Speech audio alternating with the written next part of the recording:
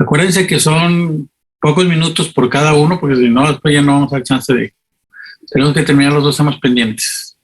Ya en la siguiente pues, empezamos a platicar nosotros. Adelante, escuchamos. Puedes dar lo anterior.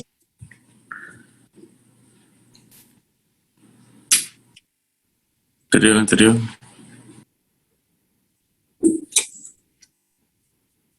Ahí, miren.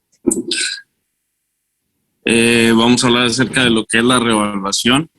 Dice que los pacientes con trauma deben de ser reevaluados constantemente. Esto para revisar si hay algún nuevo hallazgo que se pasó por alto o que se puede redescubrir en cuanto al deterioro de la condición del paciente. Se van a gestionar las lesiones iniciales que pueden poner en peligro la vida o algún otro problema nuevo que vaya a poner en riesgo esto. Nos dice que hay un alto índice de sospecha. Al hacer una reevaluación, nos va a facilitar una reevaluación, un diagnóstico y un tratamiento precoz ante esas nuevas lesiones que podamos encontrar. ¿Puedes darle el siguiente?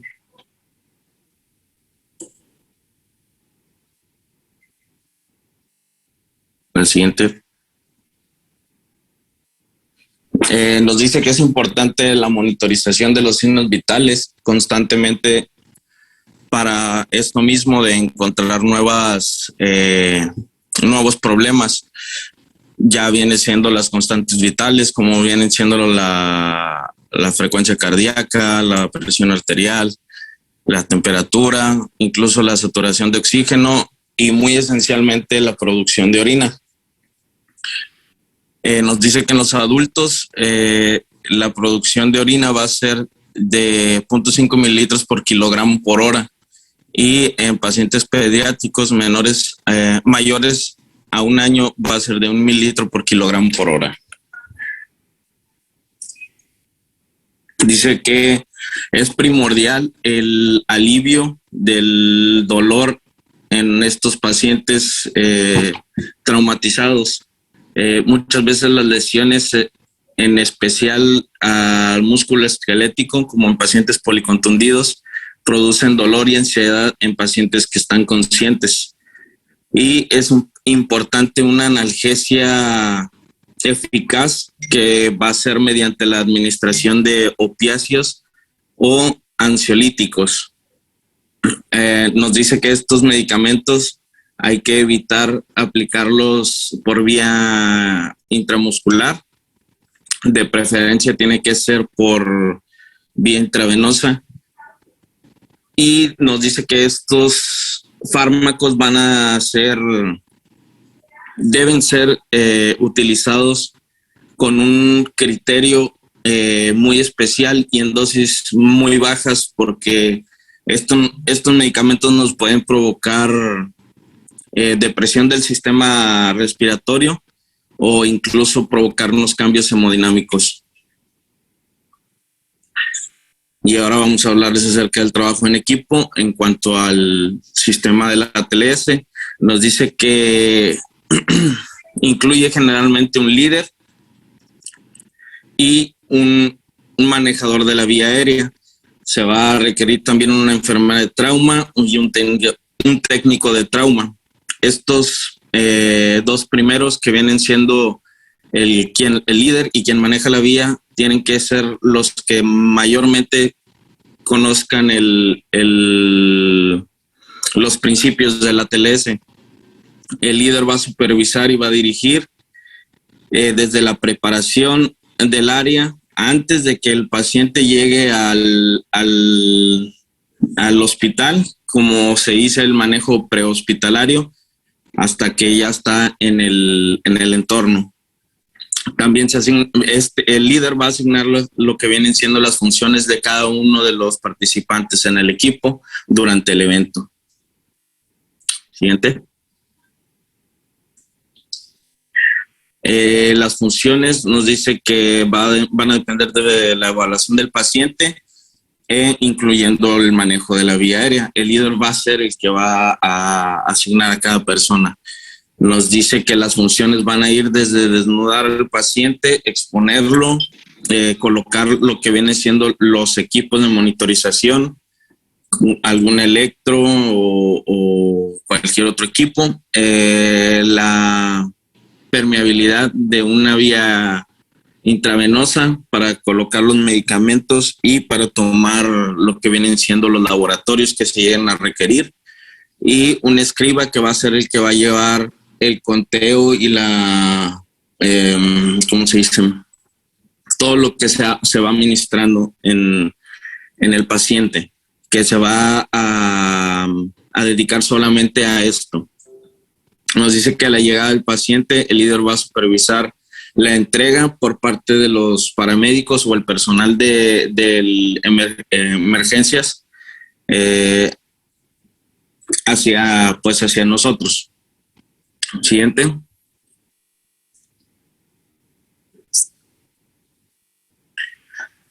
Se utiliza una técnica que se llama MIST, ¿sí? Esto quiere decir, son siglas en inglés y nos van a querer decir la M, que viene siendo el mecanismo y el tiempo de la lesión, que nos va a hablar acerca de cómo pasó el accidente, qué tipo de accidente fue, como cuando viene siendo un choque por alcance o ese tipo de accidentes. La I, que es injuries, que nos habla acerca de las lesiones, qué lesiones trae el paciente, qué lesiones encontramos. La S, que son signos y síntomas, que nos van a hablar pues ya acerca de los rangos en los que se encuentran estos, lo que vamos a encontrar en el paciente, ya sea cefalea, dolor y todo esto, vómito. Y la T, que viene siendo el tratamiento, lo que nosotros le vamos a hacer al paciente. Siguiente.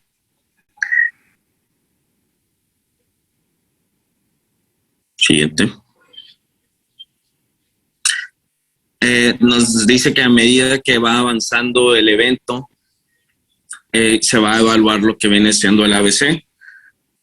Es importante que el equipo se mantenga comunicado, que todo lo que se le vaya haciendo al paciente se va a hablar en voz alta y en voz clara, y que no se va a hablar más de 2 personas al mismo tiempo.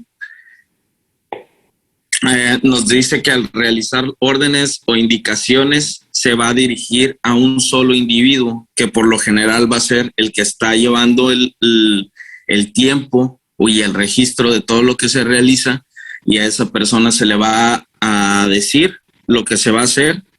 Él va a escribir esas órdenes, las va a repetir para que haya una comunicación efectiva. Siguiente.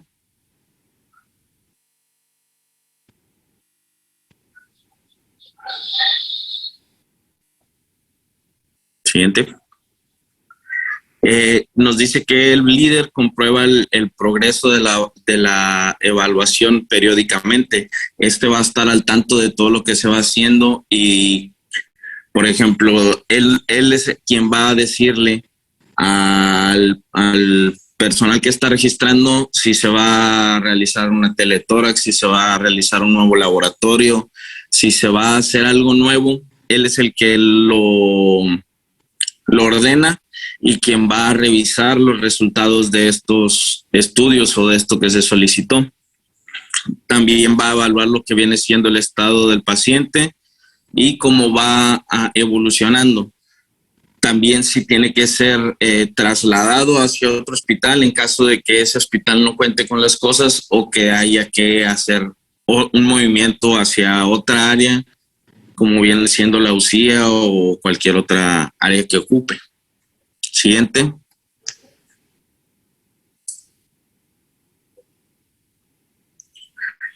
Durante todo el proceso se va a esperar al equipo Se van a hacer preguntas, sugerencias y todo en cuanto el tiempo sea requerido. O sea, cuando sea apropiado, se van a realizar todas estas preguntas. Y los miembros del equipo deben de prestar atención y seguir las instrucciones del líder. Cuando el paciente ya ha dejado lo que viene siendo el área de urgencias, se realiza como una sesión en donde se van a evaluar todo lo que se hizo, se va a sugerir qué cosas se pueden mejorar, qué les faltó hacer para que haya un mejor trabajo y se realice mejor la próxima vez. Siguiente. Es todo.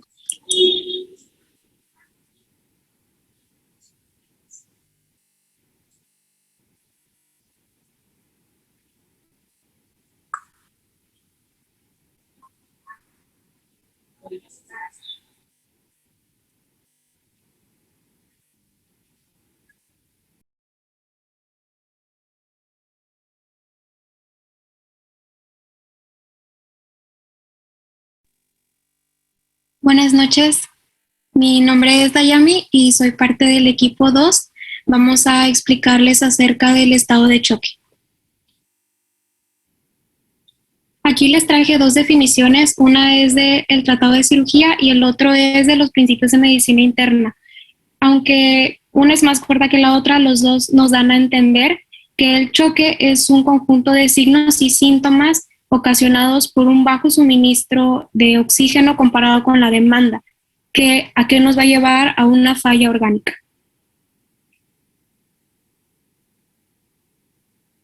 ¿Cómo va a ocurrir esto? Bueno, el signo inicial del choque es la disminución de la presión de la perfusión, o sea que va a haber un bajo suministro de oxígeno hacia los tejidos y normalmente la célula va a ocupar este oxígeno para trabajar y va a ser un metabolismo aeróbico en el que va a metabolizar la glucosa para obtener el ATP.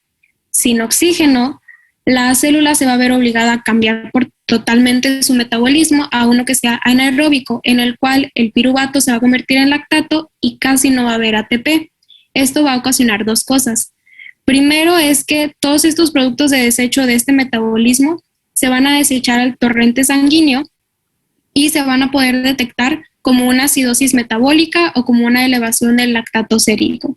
Y número dos, como la célula ya no está teniendo el suministro adecuado de ATP, va a interrumpir toda su capacidad celular para poder mantener la homeostasis del pH, y no va a poder cumplir con sus demás funciones como la señalización, el mantenimiento del potencial de acción, síntesis de proteínas, etc. Entonces, ¿a qué nos va a llevar a todo esto? A una muerte celular. De ahí es donde ocurre la falla orgánica.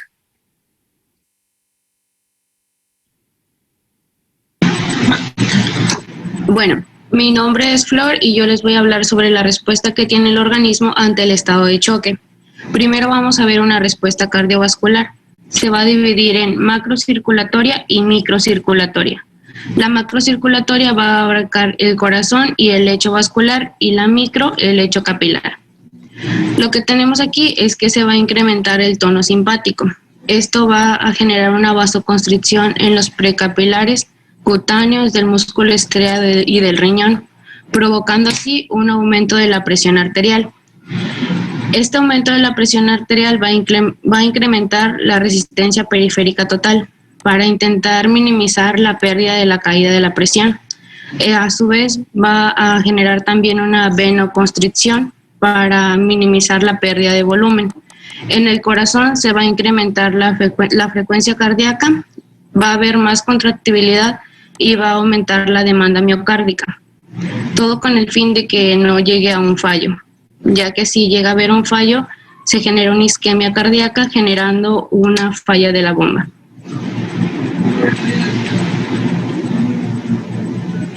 Ahora la microcirculatoria. En la microcirculatoria se va a generar una hipopsia, lo cual va a generar citocinas, prostaglandinas, óxido nítrico y el factor de necrosis tumoral, generando un aumento de la permeabilidad capilar, llevando a su fin en un edema tisular. Todo esto va a crear un círculo vicioso que va a generar hipotensión y va a empeorar el estado de choque. Ahora la respuesta hormonal. En el hipotálamo se va a producir ACTH en respuesta al estrés que está sufriendo el cuerpo. Se va a ir hacia la corteza para generar cortisol, adrenalina y glucagón. Estas hormonas van a aumentar la leucocitosis y van a favorecer la fagocitosis. En la hipófisis se va a producir lo que es la vasopresina para ir al túbulo colector y generar un aumento de las acuaporinas para que sirvan para la reabsorción del agua. Al igual que el riñón va a generar el sistema renina-angiotensina-aldosterona, igual con el mismo fin de reabsorber el agua y aumentar la presión arterial.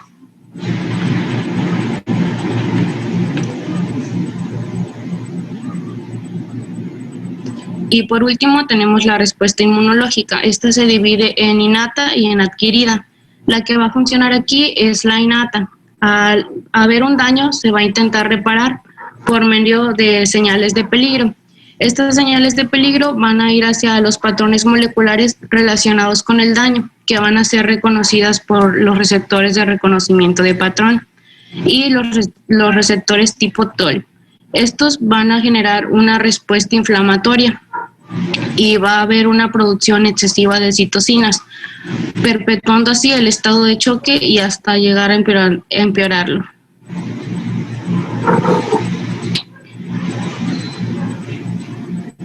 Bueno, yo me llamo Daniel Zorrilla y yo les voy a hablar de los tipos de choque.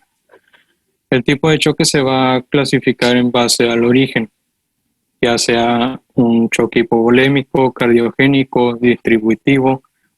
En esto se va a incluir lo que es el choque séptico, choque traumático, incluso el choque...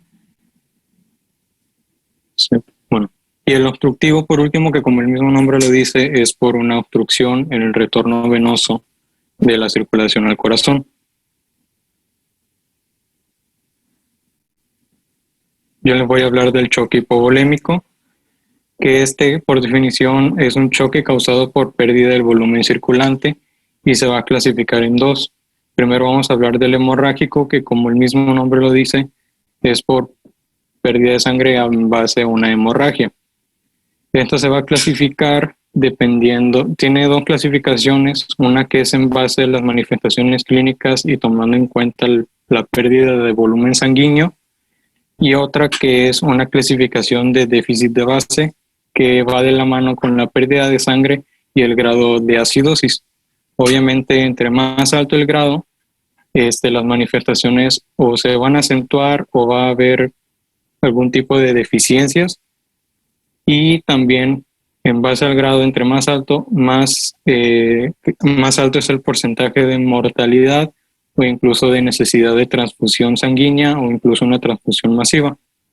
El cuerpo al momento de presentar la hipovolemia, va a tratar de compensarlo manteniendo la perfusión tisular.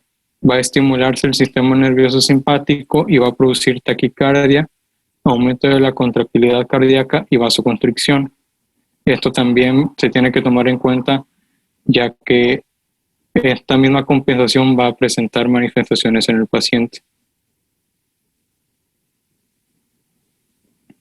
El manejo de pues obviamente lo primero que se tiene que hacer es detener el sangrado.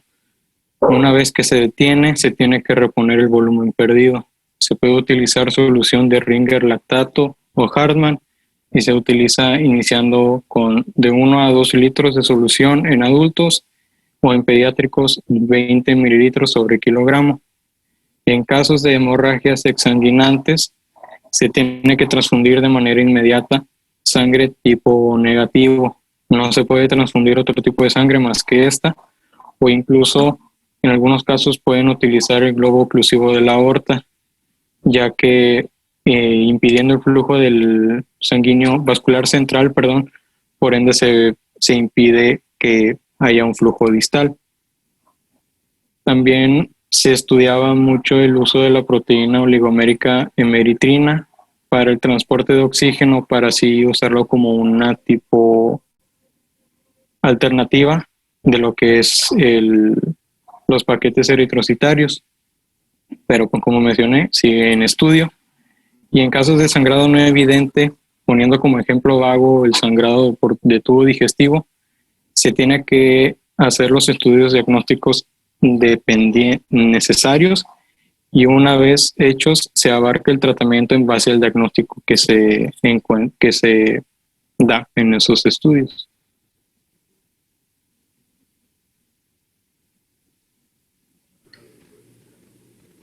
Y el segundo es por pérdida del volumen plasmático. Como el mismo nombre dice, solamente hay pérdida del volumen plasmático. Esta va a presentar manifestaciones del sistema nervioso simpático y una de las más comunes pues es la deshidratación en las mucosas del paciente. Se va a encontrar la presencia de hemoconcentración. ¿Qué quiere decir? El hematocrito va a subir y por esto mismo se usa como criterio diagnóstico. Se toma en cuenta que una hemoconcentración cuando hay más del 20% elevado respecto al hematocrito basal, y el uso de la relación hematocrito-hemoglobina pues no se usa tanto, pero puede llegar a funcionar en casos selectos. Y pues en casos de que hay una relación menor a 3.2 se considera normal, o cuando es arriba de 3.5 es indicativo de una pérdida de volumen plasmático. El tratamiento es igual al que mencioné anteriormente: reanimación hidroelectrolítica con solución Ringer lactato o Harman. Y el uso, se pueden utilizar aminas vasopresoras, pero primero se tiene que corregir el déficit de volumen, ya que pues obviamente como hay poco volumen, si pones una amina vasopresora va a acentuar la falla orgánica por la misma hipoperfusión tisular.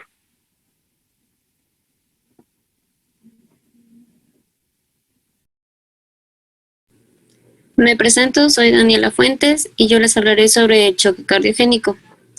El choque cardiogénico, principalmente se caracteriza porque ocurre una incapacidad en el corazón para que mismo pueda mantener un gasto cardíaco adecuado y así poder cumplir con las demandas metabólicas de todo el organismo. Su principal causa a la que se le atribuye es a un infarto agudo de miocardio, pero también se puede deber a un traumatismo torácico o pérdidas gastrointestinales, algunas renales o extravasculares, pero la principalmente y con mayor índice y porcentaje de mortalidad es el infarto agudo de miocardio. Este choque cardiogénico, lo que vamos a notar principalmente y lo que lo va a caracterizar también va a ser porque va a comenzar como un trastorno hemodinámico, que pues va a ir de la mano con una disminución en el índice cardíaco y por consiguiente una hipotensión arterial muy marcada. Siguiente, por favor.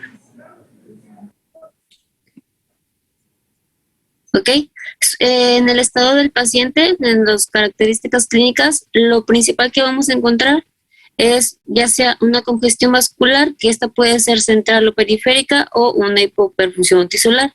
Como sabemos, pues una hipoperfusión es una disminución del flujo sanguíneo hacia los órganos, y en el cuadrito que viene ahí de la tabla 2 son los principales síntomas que puede ir encontrándose en el paciente con un estado de choque cardiogénico.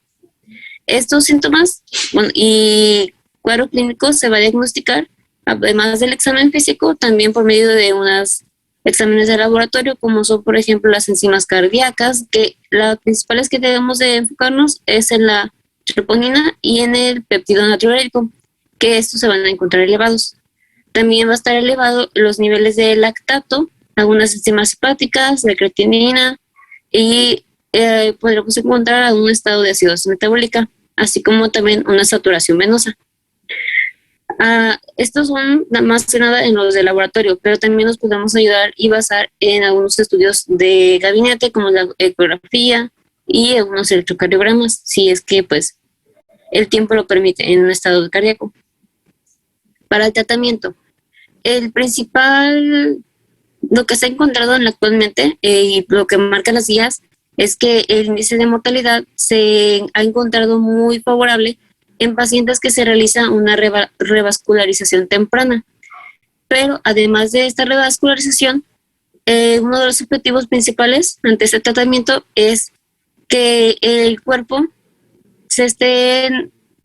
tenga un suficiente aporte de oxígeno, ya sea tanto para el miocardio como para los órganos y los tejidos.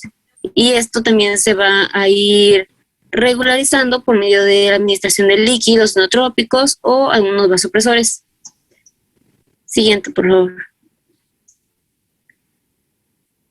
Muy bien, esta tablita es la que la recomienda y que ha usado la Asociación Americana de Corazón según la Sociedad de Angiografía de Cardiología o Cardiovascular e Intervencionista. ¿Cuál es el fin de esta tablita? Bueno, es estadificar al paciente según ya sea su estado de hipoperfusión o su estado que vaya llegando al paciente que presenta un choque cardiogénico. Una vez teniendo la estadificación del paciente, ya sabremos qué hacer y qué actuar y a dónde mandarlo o qué hacer. Por ejemplo, en el estado, cuando llega un paciente en estadio A, lo que se recomienda es estar siempre checando y cuidando sus síntomas, que no vayan a evolucionar. O también ya se puede actuar y por medio de estudios descubrir el vaso sanguíneo que esté obstruido y realizar algún tratamiento de revascularización. Cuando los pacientes llegan y están en estadio C o D, en estos ya se recomienda llevarlos a realizar un tratamiento, pero estos, aparte del tratamiento, ya lo que requieren principalmente es estabilizar al paciente hemodinámicamente, porque ya presentan más síntomas, como lo es una hiperfusión y un deterioro muy notorio. Y en casos extremos, como lo es el estadio E, estos pacientes ya se les manda directamente a una unidad de cuidados paliativos. Y dependiendo del estadio que se encuentre el paciente, pues su índice y porcentaje de mortalidad va a ir aumentando. Siguiente, por favor. Ok, esto es casi lo mismo que les comentaba en el cuadro pasado, solamente que está un poco más a detalle en cuanto a los porcentajes de mortalidad, y podemos observar que aquí lo catalogan, además de el A, B, C y D, nos marcan como una forma de riesgo de pre-shock, que es el estadio B, el estadio C, que es clásico. Por lo tanto, el estadio C es, digamos, que el estadio en el que regularmente se pueden llegar a encontrar los pacientes o cuando llegan a la sala de emergencias, porque pues significa que están en un estado de pre-shock o pues en un estado hemodinámicamente muy mal. Y el periodo refractario, que ya serían los estadios D y E. Siguiente, por favor. Muy bien, ahora me presento, soy José González Cabriales y les voy a hablar sobre el choque distributivo o shock distributivo, que se comprende en 4 tipos o 4 clasificaciones de este. El más común es el séptico, también está el neurogénico, traumático y el anafiláctico. Primero que nada vamos a ver el shock séptico, que es el que marcan que es más común. Esta se va a presentar con una hipotensión que se induce por la sepsis, a pesar de una reanimación adecuada con líquidos, como ya lo habían comentado mis compañeros en los tratamientos del shock, de los tipos de shock pasados. En este caso vamos a revisar algunas definiciones, como en este caso sepsis, que es un proceso inflamatorio persistente ocasionado por un patógeno. Puede ser un patógeno ya conocido o bien que estamos estudiando, donde la respuesta del cuerpo a la infección daña órganos y tejidos o hay una respuesta pues inadecuada. La sepsis grave es una disfunción orgánica, puede ser única o múltiple, y la hipoperfusión tisular, que está casi a nada de poder pasar a una falla orgánica múltiple, que esta va a presentar una disfunción orgánica progresiva, donde se puede presentar el síndrome de respuesta inflamatoria sistémica secundaria a una sepsis. El síndrome de respuesta inflamatoria sistémica es un proceso lesivo, progresivo y no limitado, a comparación de otros tipos de procesos inflamatorios que pues la finalidad es corregir o proteger. Y este es un mecanismo de defensa inespecífico o exagerado. hay tablas de criterios diagnósticos de sepsis y también del síndrome de respuesta inflamatoria sistémica. Estos abarcan muchos criterios, como por ejemplo en sepsis hay variables generales, inflamatorias, hemodinámicas, de disfunción orgánica y de perfusión tisular. Cada una pues pueden ser obtenidas por métodos físicos o bien de laboratorio. Y en los criterios del síndrome de respuesta inflamatoria sistémica tenemos 4 principalmente, que es la frecuencia cardíaca, respiratoria, temperatura y leucocitosis. El tratamiento del choque séptico es la identificación y eliminación del foco séptico, en dado caso que ya lo tengamos presente, ¿verdad? Identificado. Comúnmente pues se presenta en pacientes que ya están hospitalizados o tenían tiempo hospitalizados como forma de complicación. También se utilizan medidas de mantenimiento y reanimación hídrica intensiva, como en los anteriores, apoyo orgánico en caso de disfunción, como por ejemplo alguna hemodiálisis cuando hay falla renal, antibiótico terapia inmediata, puede ser de manera empírica hasta que se sepa cuál es el microorganismo o el agente causal que está ocasionando la sepsis. Aminas vasopresoras, en este caso tenemos noradrenalina, adrenalina, vasopresina, que más adelante voy a hablar de ellas, y esteroides, que en este caso de choque séptico, los esteroides están en disputa porque podrían llegar a ocasionar una inmunosupresión mayor y empeorar el choque séptico, a menos de que sea alguna insuficiencia adrenal aguda, pues sí podría contemplarse su utilidad. Los objetivos de reanimación es mantener una hemoglobina entre 7 y 9 gramos por decilitro en adultos, corregir coagulopatías si es que están presentes, transfusiones de plaquetas si son menores a 50,000 milímetros cúbicos, vigilancia del gasto urinario, porque pues si estamos manteniendo una reanimación hídrica adecuada, pues debería de haber un gasto urinario adecuado también. Y el control glucémico con insulina mediante infusiones y mantener unos niveles de glucemia adecuados, como lo marcan en este caso las guías. Había visto que no deberíamos de mantener a un paciente con choque séptico menor a 110 de glucosa. Otro tipo es el choque neurogénico, que principalmente va a ser causado por la pérdida del tono simpático, secundario a algún traumatismo pues severo o bien complicaciones anestésicas o un traumatismo craneoencefálico severo también. Va a ocasionar una vasodilatación arteriolar o venosa y el tratamiento es corregir hipovolemia y el tono vascular. En este caso también se puede utilizar la adrenalina para corregir el tono vascular. El tipo de shock distributivo, una de las diferencias que tiene es que el volumen vascular o intravascular no se está perdiendo como tal como en un shock hipovolémico, sino que cambia de situación y es menor el volumen circulante. El shock neurogénico es común incluso en nuestro ámbito por accidentes automovilísticos, de motocicletas, caídas en ambientes laborales. Y también el shock traumático, que es un poco similar, pero realmente el mecanismo es distinto porque es una respuesta fisiológica a liberación de mediadores inflamatorios que puede ser secundario a traumatismos muy severos, comúnmente pues de extremidades. Se activa el sistema inmunológico innato y ocasiona una permeabilidad capilar y agotamiento del volumen vascular, dejando al paciente pues en estado de shock. El choque anafiláctico es una reacción alérgica excesiva del sistema inmunitario ante la exposición a antígenos. La forma más grave de presentación pues es el angioedema, con broncoespasmo, edema laringio lingual, y que pues puede ser secundario a algún tipo de comida, medicamentos, o incluso a materiales que pues no es común que nos ocasione una reacción alérgica. El tratamiento de elección pues es la adrenalina intramuscular, entre 0.3 a 0.5 mililitros en vasto externo del muslo, antihistamínicos H1 y H2, broncodilatadores beta-2 agonistas, esteroides a dosis altas y medidas de mantenimiento generales. Estas son unas imágenes de las formas de presentación temprana de un shock anafiláctico, donde podemos ver pues el angioedema, conjuntivitis de tipo alérgica, rash cutáneo, o incluso pueden presentarse con un urticaria. La primera imagen pues es una aplicación de EpiPen, que son unas presentaciones de adrenalina ya, ¿cómo se dice?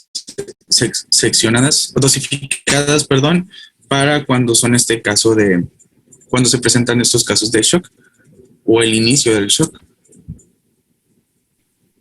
Me presento, mi nombre es Luis Ángel Acosta Cabrera y yo hablaré sobre el choque obstructivo. Como definición, tenemos que se produce por el desequilibrio entre el llenado ventricular y el gasto cardíaco.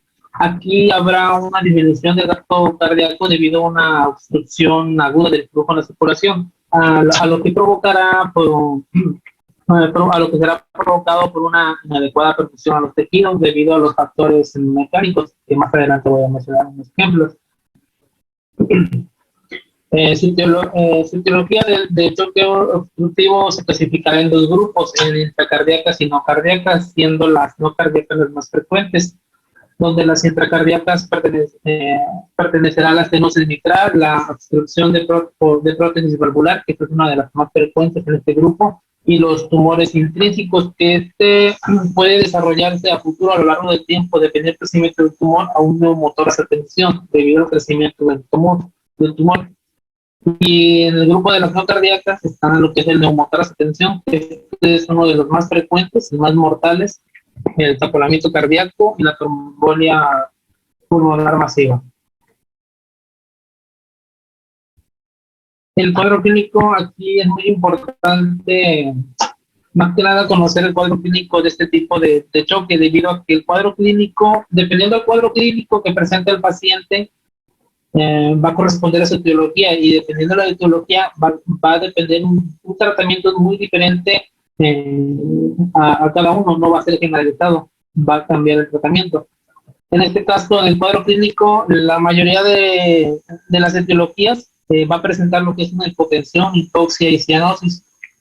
En algunos casos habrá lo que es desviación de la tráquea en el lado contralateral, y uno como médico debe de identificar ese tipo de datos importantes en el cuadro, debido a que si el paciente presenta esta desviación en la tráquea, uno como médico sabrá que pertenece a la etiología de un neumotoras a tensión. También presentarán lo que son los datos de la TEA de Beck, que también pueden presentar lo que es la taquicardia, la insuficiencia yugular y los ritmos cardíacos apagados. Pero si en el paciente tiene esta triada muy prominente, entonces uno como médico sabrá identificar que su etiología pertenece a un taponamiento cardíaco. Siguiente, por favor. Hablaré aquí sobre el más importante, producto yo a lo que estuve formando, neumotoras a tensión. Como saben, este se desarrolla cuando el aire entra en la cavidad pleural, pero un mecanismo de la válvula unidireccional impide la salida, lo cual nos dará como un resultado, en este caso, como dice, el colapso pulmonar. Habrá una elevación de la presión intrapleural y una desviación del mediastino. Las causas pueden ser por traumatismo de tórax o procedimientos. En este caso, los traumatismos los más frecuentes son por un arma de fuego, importantes. En los procedimientos, en la colocación de un catéter subclavio, en la biopsia pulmonar también. El tratamiento, como en este tipo de etiología, es muy importante considerar el tiempo. ¿Por qué? Porque entre mayor tiempo tarde uno en reaccionar a este tipo de situaciones o lo que está sucediendo, el paciente puede morir, ya que es muy mortal. Aquí se puede realizar como tratamiento de urgencia la descompresión inmediata con la aguja sin necesidad de esperar la confirmación radiográfica, que en este caso sería de observar la atelectasia como signo radiológico debido a la desviación de la tráquea y todo esto. Y si no, el tratamiento, en el neumotoras a tensión, como mencioné anteriormente, habrá lo que es un drenaje pleural, y en el taponamiento cardíaco habrá una pericardiocentesis, y en la embolia pulmonar se administrará trombolíticos y heparina. Es aquí la importancia de saber la etiología del choque obstructivo, porque como mencioné anteriormente va a cambiar el tratamiento. Gracias. Bueno, y por último vamos a ver las aminas. Es importante conocer estas 4 definiciones dentro de muchas otras que existen en cuanto al uso de las aminas. Principalmente inotrópico. Un fármaco inotrópico va a aumentar la contractilidad miocárdica. Un fármaco vasopresor aumenta la resistencia vascular sistémica y la presión arterial, como en este caso lo habíamos mencionado en el tratamiento del shock. Pues se puede utilizar la adrenalina. Un cronotrópico aumenta la frecuencia cardíaca y el lusotrópico favorece la relajación durante la diástole y reduce la presión al final de la diástole ventricular, pues para que sea más útil. Esta es una tabla que tiene el libro de el Tratado de Cirugía General. Los selecciona primero como vasopresores y los inotrópicos. En vasopresores hay 4 tipos, que el más común, bueno, el más utilizado que mencionan las guías, pues es la adrenalina, la noradrenalina y en algunos casos pues la dopamina también para infusiones continuas.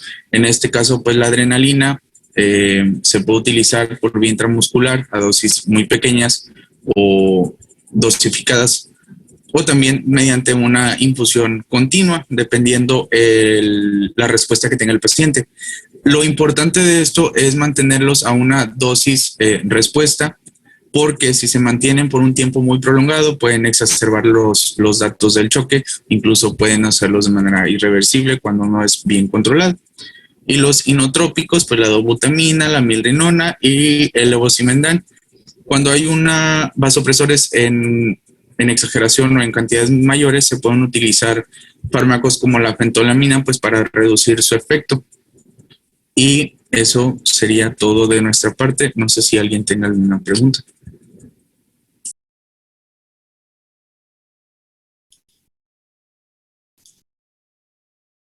Bueno, pues lo más importante que tienen que recordar es, en el estado de shock, hay un factor común a todos los estados de shock independientemente de su causa, que es que todos terminan en la hipoxia tisular, y esto es lo que tenemos que combatir desde el principio. Es uno de los factores que tienen que recordar. Bien por la exposición, nada más, ojalá que todos la hayan leído, porque para poder avanzar en los siguientes temas con rapidez, pues no podemos estarnos deteniendo si no comprendieron todos lo que estamos viendo, ¿verdad? ¿Alguien tiene alguna pregunta sobre el tema? Con confianza.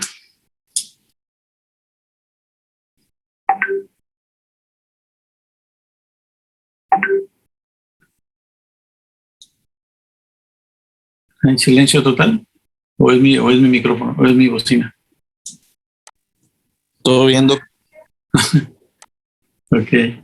Doctor, yo tengo una duda con la adrenalina. ¿Se puede utilizar de manera de primera elección por vía intravenosa en algún shock anafiláctico? ¿O no sería? se utiliza por vía intravenosa en el shock anafiláctico. Generalmente se utiliza por vía subcutánea. Cuando tienes una emergencia, ¿verdad?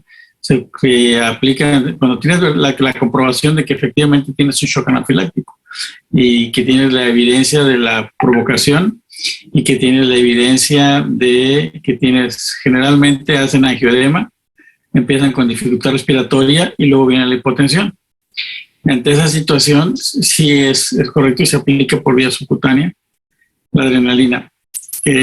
Pocas veces se aplica en forma directa intravenosa, o a veces se ha aplicado intracardíaca, ¿verdad? En estados muy, muy, muy extremos. Pero no se vayan con la idea que se puede administrar de primera elección en forma intravenosa.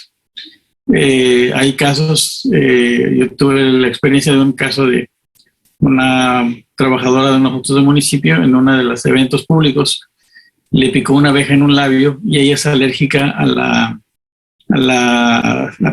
veneno de abeja, ¿verdad?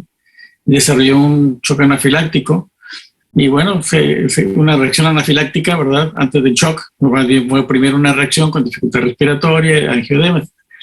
Se le aplicó la adrenalina como primera opción y nada más que ella era hipertensa. Entonces la presión se le fue hasta arriba, ¿verdad? Y tuvo mucho problema, casi se infarta o tuvo una hemorragia cerebral, casi, ¿verdad? La presión se le fue a cifras muy peligrosas, tuvo que bajarse con antihipertensivos muy poderosos. Entonces, recuerden que un concepto debe de analizarse en todo el contexto, ¿verdad? ¿Qué es lo que está pasando? Analizar todas las aristas que tiene el cuadro clínico e iniciar por las bases. Por eso es el ATLS, para que todo el mundo empiece en la misma forma, ¿verdad? para que todos tengan el mismo concepto y no sé qué, y son rutinas que son prácticamente de receta de cocina, ¿verdad? Sencillas de comprender. ¿De acuerdo? Punto 5 es subcutáneos, acuérdense. Y con eso no lo van a poner hipertenso. Bueno, tantito, ¿verdad? Pero no lo ponen en riesgo. Y si es una anafilaxia, va a responder. ¿Alguien más? Igual sería apropiado tomar una tensión arterial antes de la aplicación. Siempre, obvio, antes de iniciar el tratamiento. Por eso ahí en el ATLS te dice cómo se examina el paciente, cuál es el ABC, ¿verdad? Para que tengas una idea clara de que tratamiento, el diagnóstico y el tratamiento van simultáneos. Por eso primero es el ABC. Ya lo platicaron, ¿verdad? Lo que es, cómo inicia el proceso. ¿Alguien más?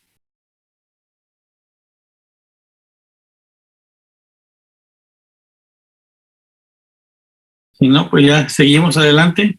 Nos vemos mañana en clase. El lunes, doctor. El lunes. Bueno, el lunes el siguiente tema. Cualquier duda, estamos en el chat. No sé si hay grupo, o tenemos un grupo o a través del jefe de grupo se comunican para que podamos tener una conversación contigo. ¿Sí? Ok, doctor. Bueno, no dejen de estudiar, por favor, jóvenes. Vale. Buenas noches. Buenas noches, doctor.